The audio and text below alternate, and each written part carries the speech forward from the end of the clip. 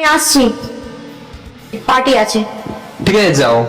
ওখানে কিন্তু শুধু মেয়েরা না, ছেলেরাও আছে। ঠিক আছে যাও।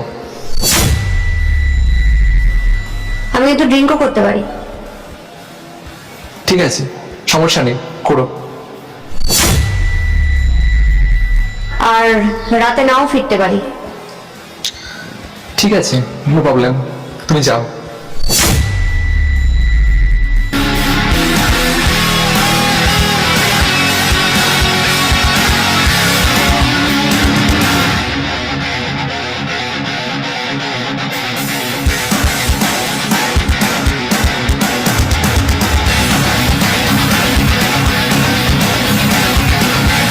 এই রাজা, শোন না, বলছি আমি আমার হাজবেন্ডকে বললাম আজকে পার্টি আছে, আমি পার্টি করতে যাচ্ছি।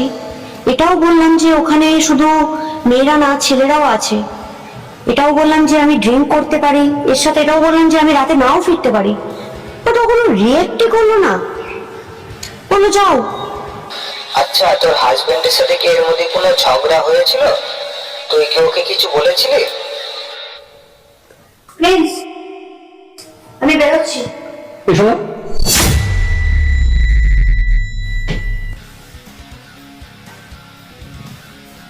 তুমি কি পরেছো? কেন? এত শর্ট ড্রেস? তুমি যাও, এটা চেঞ্জ করে এসো, যাও। মানেটা কি? আমি ঠিকই বলছি, তুমি যাও, এটা চেঞ্জ করে নাও। আমি পার্টিতে যাচ্ছি আর আমি কখনোই এটা চেঞ্জ করব না। তোমাকে বিয়ে করছি মানে এইটা না, তুমি আমার ড্রেস পত্র, এই দিক ওই দিক সমস্ত কিছু নিয়ে কোনো না কোনো কিছু কথা শোনাতে থাকবে। এখানে যেও না, ওখানে যেও না, এটা করো না, এটা করো না। কি? আমার যেটা ইচ্ছা আমি সেটা করব, আর আমার যেটা ইচ্ছা আমি সেটা করব। আমি তোমার স্বামী, আমার কি তোমাকে বলার একটু অধিকার নেই?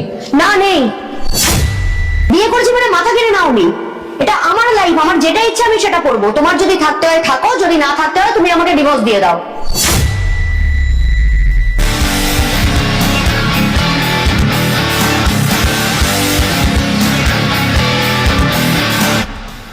এই শোন, তুই রাখ, আমি তোর সাথে পরে কথা বলছি, তুই রাখ।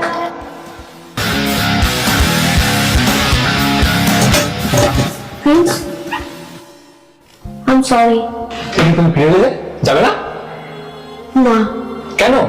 অ্যাকচুয়ালি আমি বুঝতে পেরেছি আমার ভুল হয়ে গেছে। সেদিনকে তোমার সাথে ওরকম ব্যবহার করা আমার উচিত হয়নি। আসলে আমি এই জিনিসটা বুঝতে পেরেছি যে প্রত্যেকটা স্বামী নিজের স্ত্রীকে শাসনে রাখা উচিত।